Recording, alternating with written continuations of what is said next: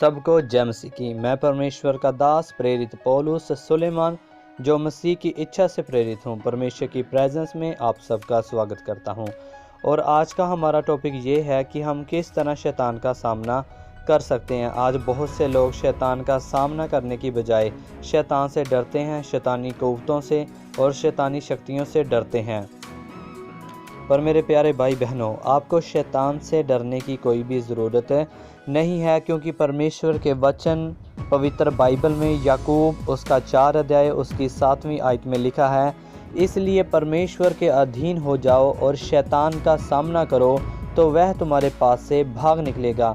हमें शैतान का सामना करने की ज़रूरत है। जब तक हम खुद को परमेश्वर के अधीन नहीं करते, यीशु के अधीन नहीं करते हैं, तब तक हम शैतान का सामना नहीं कर सकते। हमें अपनी कुव्वत पे, अपनी ताकत पे भरोसा नहीं रखना है, बल्कि परमेश्वर की कुदरत और उसकी शक्ति पे भरोसा रखना है। और मैं आपको इसके रिगार्डिंग और इसके लिए मैं आपको एक छोटा सा दृष्टांत बताऊंगा।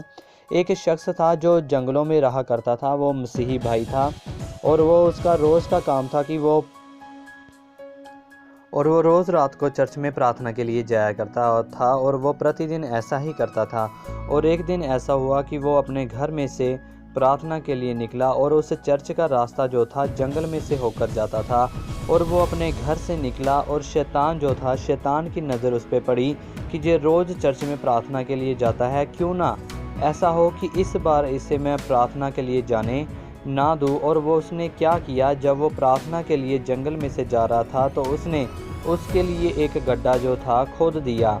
और वो लड़का जो था, वो जो आदमी था, वो जा रहा था जब प्रार्थना के लिए, तो रास्ते में काफ़ी अंधेरा था और अंधेरे की वजह से उस गड्ढे में क्या हो गया, गिर गया। जब वो गड्ढे में गिर गया तो वो काफ़ी परेशान हुआ, काफ़ी उसे तकलीफ़ हुई। लेकिन उसने क्या किया, उसने अपने घर का रास्ता जो था वापस ले लिया। और अपने घर में जब वो गया तो उसने फिर से अपने कपड़े चेंज किए, नहाया और अपने जो चर्च का रास्ता था उसने ले लिया। उसने हार नहीं मानी, बल्कि फिर से चर्च का रास्ता ले लिया, क्योंकि उसको प्रार्थना के लिए जाना था। और शैतान ने देखा कि जिसने जो है गड्ढे में गिरने के बावजूद भी ये चर्च में प्रार्थना के लिए जा रहा है, तो जब वो दोबारा से अपने घर में से निकला तो शैतान ने क्या किया, अभी उसके लिए और भी गहरा गड्ढा क्या कर दिया, खो दिया। और वो जब आदमी जा रहा था तो उसके पास कोई भी रोशनी नहीं थी, जंगल में काफ़ी अंधेरा था। तो अंधेरे की वजह से क्या हुआ, वो फिर से उस गड्ढे में क्या हो गया,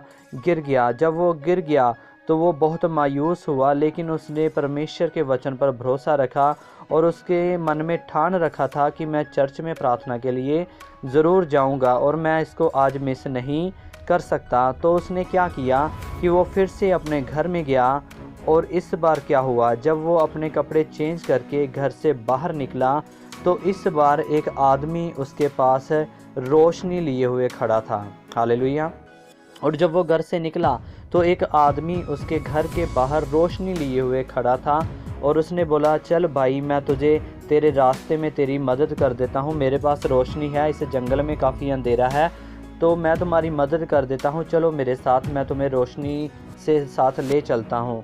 और जब वो रोशनी में चलता गया और अपने चर्च तक पहुँच गया और वहाँ पे जाके उसने प्रार्थना की, परमेश्वर को भेंट चढ़ाई और जो उसने परमेश्वर से प्रार्थनाएं मांगी वो सब काम वो करता था उसने किया।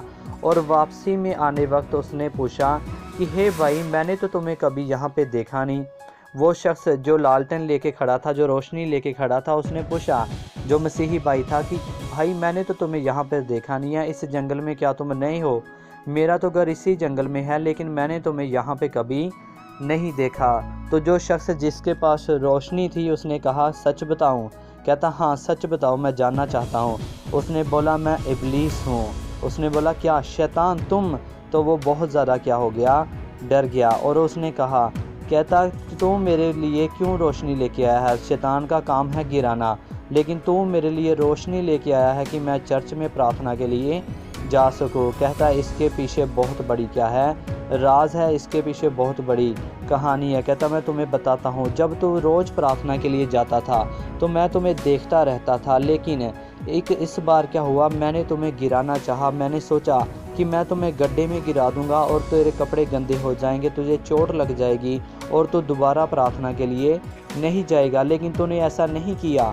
तू अपने घर में गया, अपने कपड़ों को चेंज किया और दोबारा से चर्च का रास्ता ले लिया। कहता मैंने फिर तुम्हारे लिए गड्ढा खोदा, फिर तुम्हें उसमें गिराना चाहा, तुम गिरे भी, तुम्हें चोट भी लगी, तूने फिर भी अब परमेश्वर के घर का रास्ता नहीं छोड़ा। तू अपने घर में गया और अपने कपड़ों को चेंज किया तो फिर से चर्च का रास्ता ले लिया। उसने कहा कि जब तूने पहली बार गड्ढे में गिरा तो परमेश्वर ने तेरे सारे पापों को क्या कर दिया, क्षमा कर दिया। कहता जब मैंने दूसरी बार गड्ढा खोदा तो तू अपने घर से वापसी तूने रास्ता लिया तो परमेश्वर ने तेरे सारे घराने के पापों को क्या कर दिया, क्षमा कर दिया। जब कहता मैंने देखा कि परमेश्वर ने तेरे और तेरे पूरे परिवार के पापों को माफ़ कर दिया है, कहता मैं बहुत घबरा गया, मुझे बहुत टेंशन होने लगी और मैंने कहा कि ऐसा ना हो कि जब तू तीसरी बार तुझे मैं गड्ढे में गिराऊं तो ऐसा ना हो कि परमेश्वर तेरे पूरे मोहल्ले के, तेरे पूरे नगर के पापों को क्या कर दे, क्षमा कर दे। कहता है इसलिए मैं बहुत घबरा गया और मैं खुद तेरे लिए रोशनी लेकर आ गया कि तां तू चर्च में जा सके और प्रार्थना कर सके।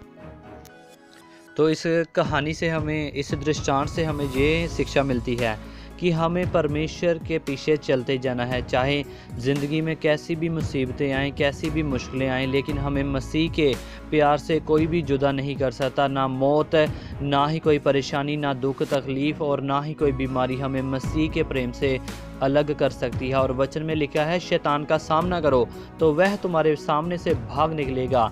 आपको घबराने की ज़रूरत नहीं है, क्योंकि वचन में लिखा है धर्मी जन 7 बार गिरेगा लेकिन परमेश्वर उसको उठा खड़ा करेंगे। अगर आप अपने रास्ते को, अपनी सफ़र को जो मसीह में आप कर रहे हैं उसको बीच में छोड़ देंगे तो आपका कभी भी उद्धार नहीं होगा। लेकिन अगर आप परमेश्वर के साथ जुड़े रहेंगे और उसके साथ चलते रहेंगे तो आप चलते चलते सदीपक जीवन को पालेंगे और आप अनंत काल के जीवन को पालेंगे। सो इसलिए मेरे भाइयों और मेरी बहनों, और आप कभी भी निराश ना हो। अगर कोई मुसीबत आती है तो प्रार्थना करें, आपकी मुसीबत में भी, आपकी परेशानी में भी परमेश्वर आपके साथ है। और वचन में लिखा है कि जिन बातों में लोगों ने आपके लिए बुराई को सोचा है उसी बात में परमेश्वर ने आपके लिए भलाई को सोचा है। तो शैतान का सामना करें प्रार्थना के द्वारा, वचन के द्वारा, और उसका सामना करें और विश्वास से उसको डांटें और विश्वास के साथ परमेश्वर के पीछे चले और शैतान शर्मिंदा होगा और परमेश्वर आपको ऊंचा खड़ा करेगा और आपको ऊंचे पे ले जाएगा और आपकी शान को बढ़ाएगा।